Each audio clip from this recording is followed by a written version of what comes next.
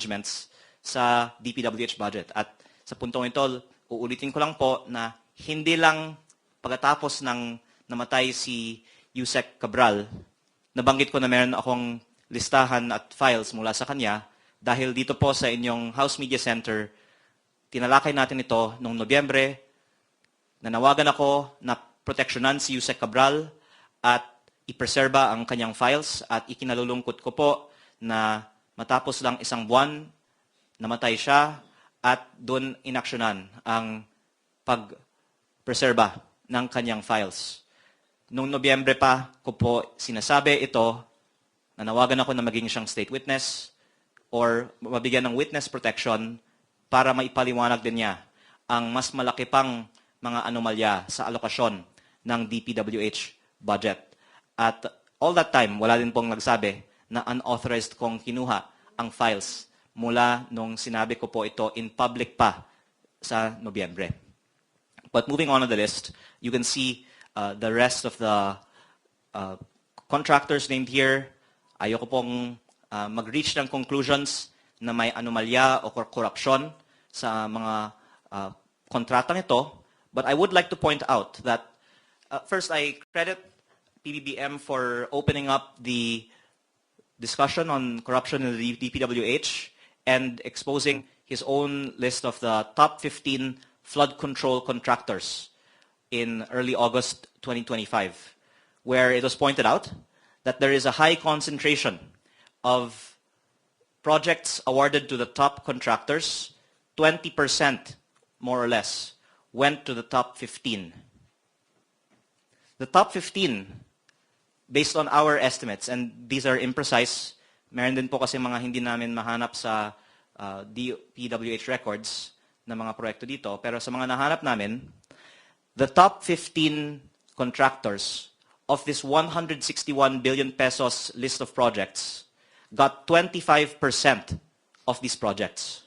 At ang lumalabas, mas mataas ang concentration ng mga proyekto na na-award sa mga top contractors at mas malalaki ang mga average halaga ng mga kontrata ng mga proyekto sa mga nasabing listahan. If we could please go on to the next slide. Kahawig po nito ang mga top contractors ng mga DPWH projects funded by unprogrammed appropriations. Meron din pong files mula sa opisina ni Yusek Cabral na naglalaman ng mga saro ng mga proyekto na pinondohan ng unprogrammed appropriations, pero hindi ko pa ito tinatalakay dahil may iba naman din pong mga nag-distribute at public documents naman po ang mga listahan ng mga proyekto na pinondohan ng mga unprogrammed appropriations. Ang ibang mga journalists ay pwedeng gumawa din ng pananaliksik tungkol dito. Pero ang ginawa lang po ng aking team ay binangga ang mga proyektong ito sa DPWH records ng mga winning contractors at nakita po namin na ang top 15 contractors mula sa UA, more or less, ay nakakuha ng mahigit 30% ng pondo ng DPWH mula sa UA. So kung mataas ang concentration ng top contractors sa flood control, dahil over 20% daw ang top 15 doon, mas highly concentrated pa ang mga winning contractors ng mga proyekto na nanggagaling sa UA.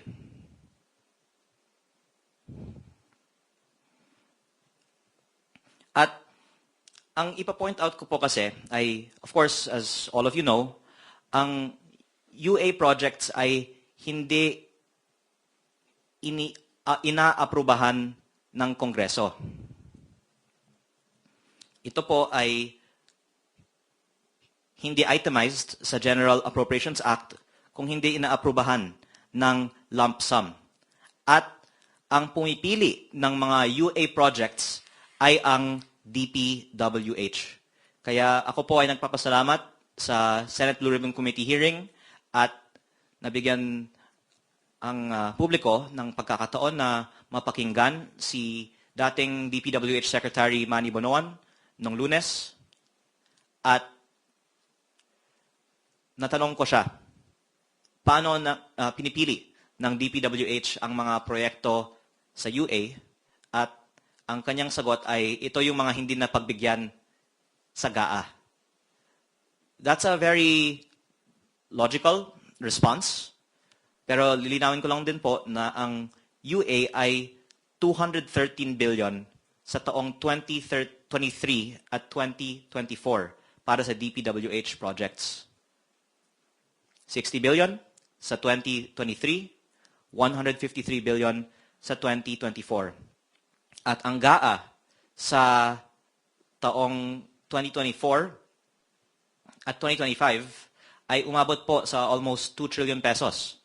Kaya ito po ay parang 10% lang ng halaga ng GAA, pero ang request naman na hindi napagbigyan para makapasok sa GAA ay baka kasing laki din ng GAA o 2 trillion. Ang punto ko lang po ay hindi sapat na sabihin na ang mga pumapasok sa UA, ang mga hindi napagbibigyan sa GAA. Dahil among those na hindi napagbibigyan sa GAA, kailangan pang pumili ano ang makakapasok sa UA. Ganon din po sa mga nakakapasok sa additional budget requests ng DPWH tulad ng mga nabanggit kong mga listahan na walang identified na district congressman na proponent. Kaya ang tanong ko po, with all due respect sa DPWH, sino ang pumili na sa daming mga proyekto na hindi napopondohan, itong 213 billion sa UA o itong 161 billion sa NEP na hindi ko ma-identify ay nanggaling sa isang district congressman ay napondohan. Ang unang sagot siguro ay somebody in DPWH. Pero dahil sa laki ng halaga na ito at dahil sa sarili kong distrito, ang mga proyekto na kabilang sa listahang ito ay maanomalya dahil sila po ay mas overpriced pa kaysa sa mga karaniwang proyekto sa GAA, masasabi ko na may mga nakinabang sa mga proyektong ito. At kaya importante na malaman sino ang mga proponents ng mga malalaking halagang proyektong ito para pwedeng imbestigahan sino ang nakinabang sa mahigit kumulang 400 billion pesos if we just combine the UA plus the 161 billion in the 2025 NEP. If we could please go to the next slide. Bilang halimbawa po ng exercise na ito, tanong kasi ng iba, listahan lang ba ito? Para sa lahat po ng mga turista na pupunta sa aking distrito, dinadaanan niyo po ang Tagaytay-Nasugbu Highway. At meron pong mga 1,200 plus bagong streetlights. Tayo po ay nagpapasalamat sa DPWH dahil ito po ay ang pinakamalaking streetlight project na nakikita ko sa buong NEP. Ito po ay nakakatulong sa lighting ng isang napaka-importanting highway. Ngunit, ang lumalabas na presyo sa mga streetlights na ito ay over 230,000 kada piraso. Mga 4 to 5 times overpriced. Matindi din po ang overpricing sa roads, slope protection at flood control, pero binabanggit ko ito bilang example dahil alam naman po nating lahat na mga 4 to 5 times overpriced ang streetlights na may over 230,000 kada piraso na presyo. Kaya kung may ganitong overpriced na proyekto, mabuting malaman natin sino ang tunay na proponent, paano ito nakapasok sa budget, at kung may nakinabang, maliban sa kontraktor, sino ang nakinabang. Wala po akong inaakusa, ako po ay nagtatanong po lamang, lalong-lalo na po dahil ito po ay tungkol sa aking distrito. At kung mas napababa itong presyo, baka mas marami pang mga streetlights ang nagpailaw sa Tagaytay-Nasugbu Highway. If we can please go to the next slide. Mabuting malaman din ng publiko kung saan napunta ang pondo ng unprogrammed appropriations.